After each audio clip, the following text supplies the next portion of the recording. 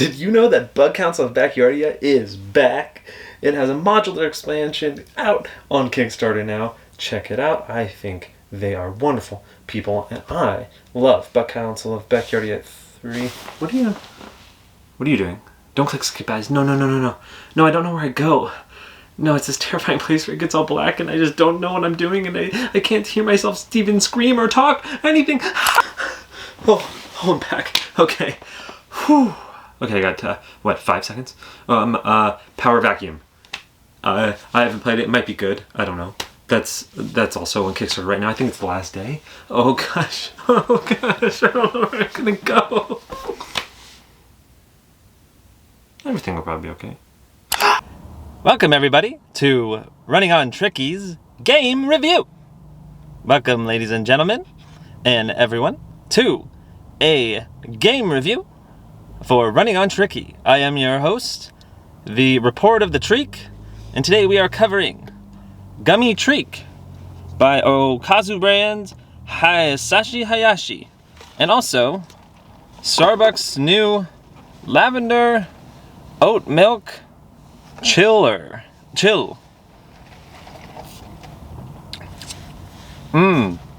Very delicious.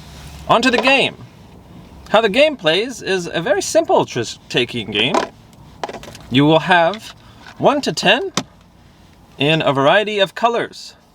So depending on the players, you'll always have one more color than players. So let's say we're playing a 3-player game, we'll have 4 colors or suits in the game. It is 1 to 10.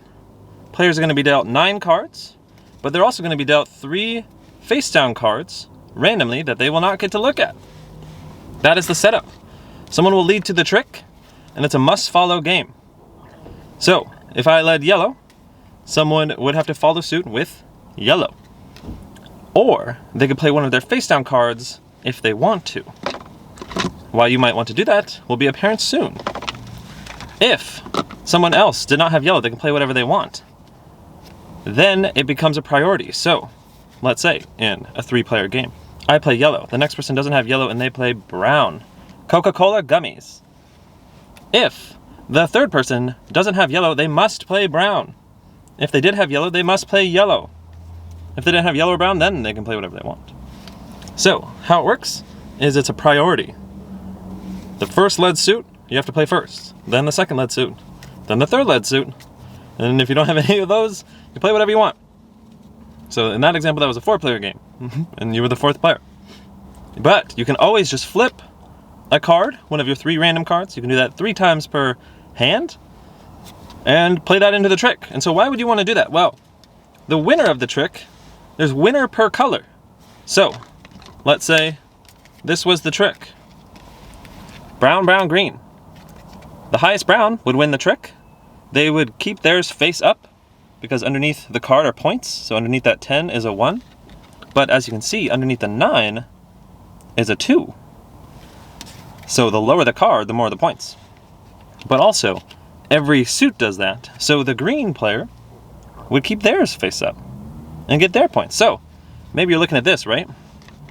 In your hand, maybe you're the 3rd player and it was lead brown and there's a 10 and the 9, and your hand has the 8 of brown. What if, instead of following suit with that 8 of brown and losing that card, you just flip one of your cards up? Because not only could it be low, so you can get a lot of points, but it could be low and not brown, so it could be a lot of points. But then you can save this for later and maybe win with it. So that's kind of just the strategy of the game. Maybe you don't want to lose cards that are good for winning later. And maybe you want to flip, but you only have 3 random flips per hand. And that's pretty much the game. You play 1 hand. It does say for advanced players, you can play 3 hands or rounds. And whoever has the most points out of that. I've never seen that before. If you're an advanced player, just keep playing. Very interesting. Anyway, that is the game. So, is it any good? Well, it's very light. And it's very random. Does it mean it's bad? No, I think it's fine.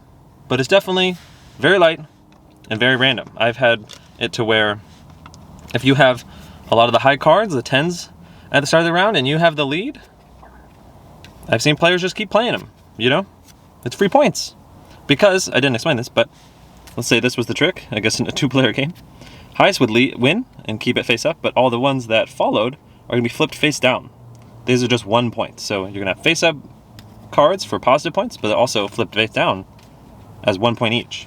So it's kind of just an incentive to win as many tricks as possible.